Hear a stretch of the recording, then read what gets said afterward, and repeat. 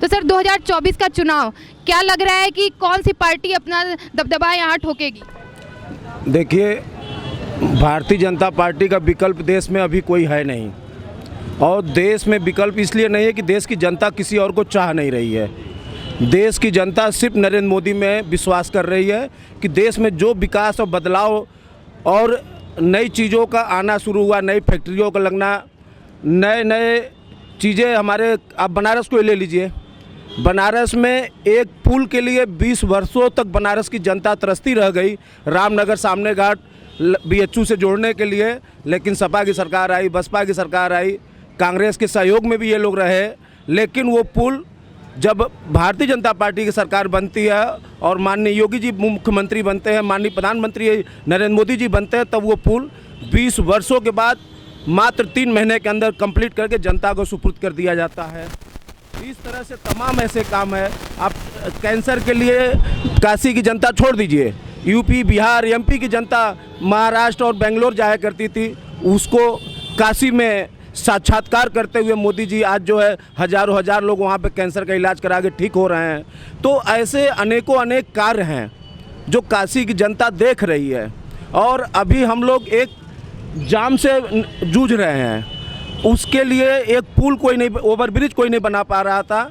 हमारे नरेंद्र मोदी जी की सोच को देखिए कि काशी से कलकत्ता तक पानी के अंदर जहाज़ें चलने लग गई, पानी के रास्ते से सामान आने जाने लग गए। उसके बाद काशी से लेके स्टेशन से लेके गदौलिया तक तो वो बन रहा है, रोपवे बन रहा है, रोपवे का निर्माण हो रहा है जो कि रोड से ऊपर से जाएगा। वो जाम को बहुत, रिंग रोड बना है, काशी, गाजीपुर, चंदौली, मिर्ज़ापुर को जोड़ने के लिए रिंग रोड, जिसको शहर में नहीं आना है, एक ज़िले से दूसरे ज़िले जाना है, 6 घंटे का सफ़र 2 घंटे में मुमकिन किया है। यह नरेंद्र मोदी जी की सोच हो सकती है। इस देश में बाकी और किसी नेता के पास न वैसा विजन है, न वैसी सोच है। इसलिए मैं आपको बता दूं कि काशी में अभी नरेंद्र मोदी जी के खिलाफ कांग्रेस और सपा संयुक्त गठबंधन ने अजय राय जी को घोषित किया है।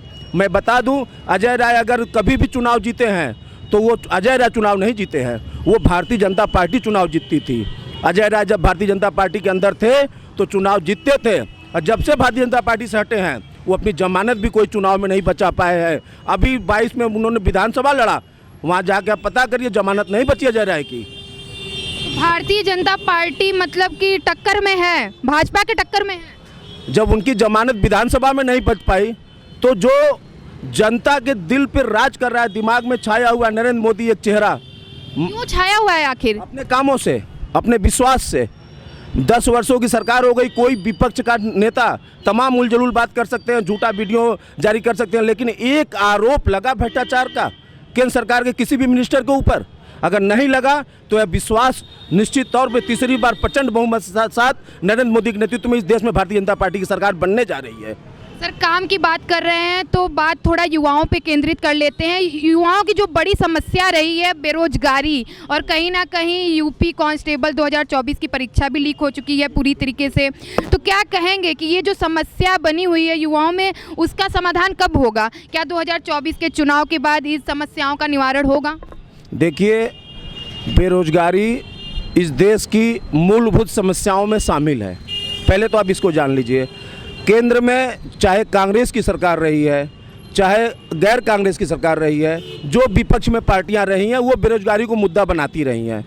और रोजगार की बात करेंगे आप तो हजारों हजार की संख्या में स्टार्टअप इंडिया के माध्यम से तमाम प्राइवेट सेक्टरों को प्रोत्साहित करके उनको आगे ले आके सरकार के सहयोग से तमाम युवाओं को नौकरी मिली है। अब आप सरकारी नौकरी ढूंढेंगे तो सरकारी नौकरी में भी चीज़ें आपको नज़र आएंगी, लेकिन उसके लिए आपको सही तरीके से विभागों में जाके गणना करना। कोई विभाग बंद नहीं हुआ है, रेलवे हो चाहे आपका BHU हो, हर जगह जो ज़रूरत की चीज़ें हैं, जहाँ आवश्यकता है कर्मचारियों को वहाँ रखा जा रहे हैं। लेकिन ये जो बढ़ती हुई आबादी भी कहीं न कहीं इसका जिम्मेदार हो सकता है, लेकिन हम इसको ठीक से बोल नहीं रहे हैं कि हम ये आबादी जिम्मेदार है। लेकिन आप यह देख लीजिए कि बेरोजगारी यहाँ पे आपको विपक्ष के पास मुद्दा वो कहने के लिए है, बेरोजगारी हर हाथ को काम मिल रहा है, चाहे प्राइवेट सेक्टर में। हर रोज नए टिप्पणियाँ और कई नए बयान विपक्षी पार्टी जारी कर रही है। अगर ये इस तरह के बयान नहीं करेंगे तो उनके पास मुद्दा क्या है? सरकार को घेरने के लिए अगर वो बेरोजगारी का जो पुराना 50 साल पुराना जुमला है उसको नहीं दोहराएंगे तो उनके पास मुद्दा ही नहीं है, फिर तो चुनाव में रहबे नहीं करेंगे, फिर तो एकदम मैदान से आउट हो जाएंगे। इसलिए ये घिसे पिटे पुराने मुद्दे हैं। जो देश में समस्या है रोजगार का है, लेकिन वह कोई किसी के सरकार के पास छड़ी नहीं है जादू की घुमाएगा। अभी 10 साल हुआ, एक कार्यकाल और मोदी जी का बीतने दीजिए, इस देश के अंदर बेरोजगारी भी खोजने पे मिलेगी। जैसे इस समय उत्तर प्रदेश के अंदर बिजली कब जाती है लोगों को खोजना पड़ता है। ये दावा कर रहे हैं या संभावना जता रहे हैं?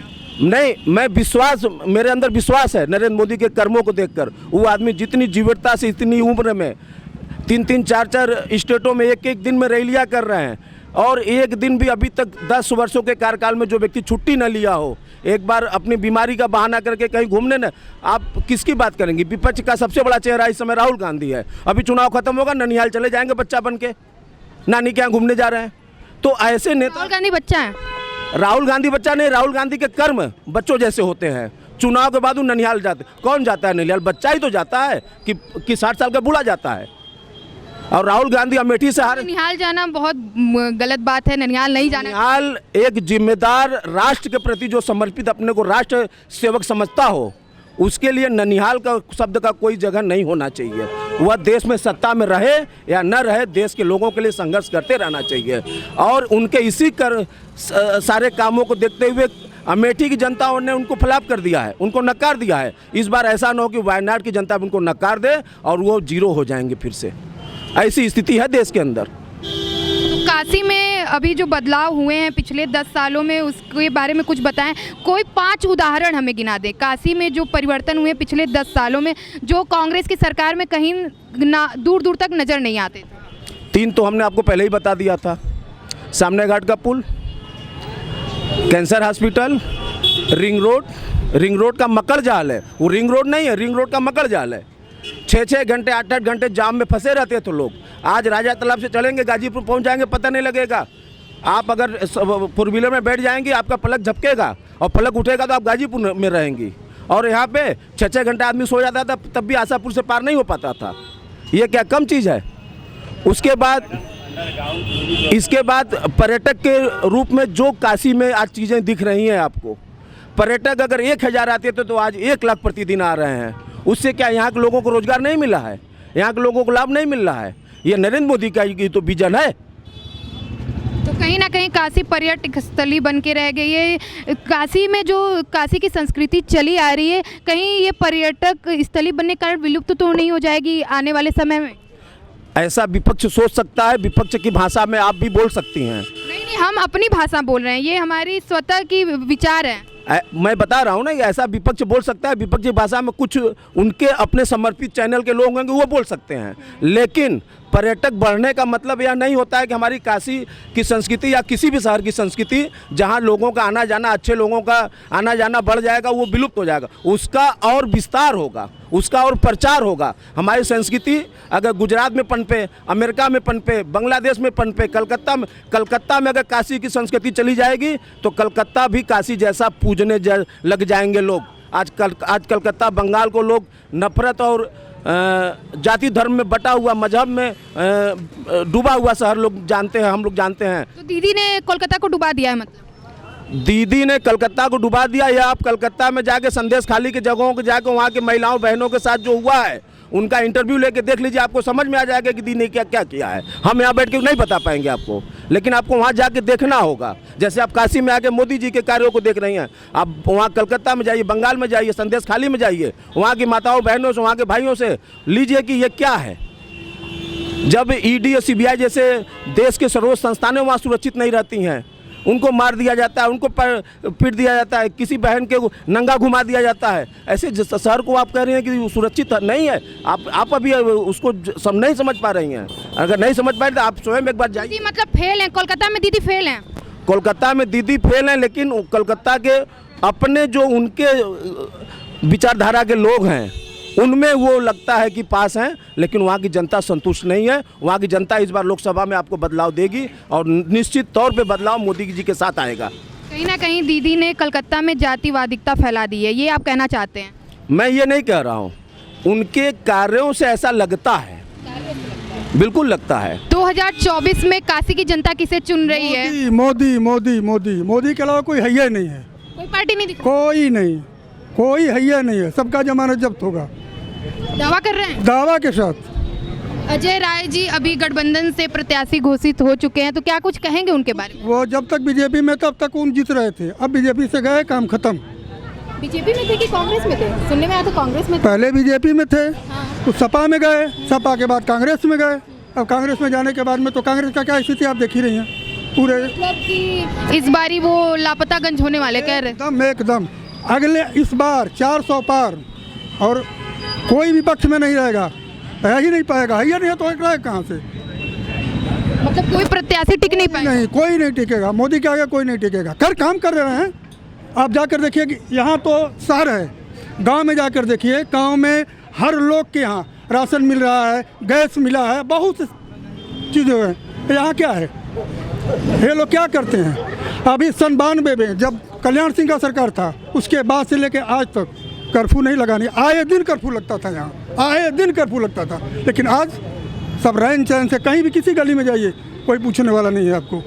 आपने राशन की बात की तो विपक्षी पार्टी कहीं ना कहीं दावा करती है कि 5 किलो राशन दे देने से किसी की आजीविका नहीं चलती। तो वो भी नहीं दिए, वो लोग भी नहीं दिए।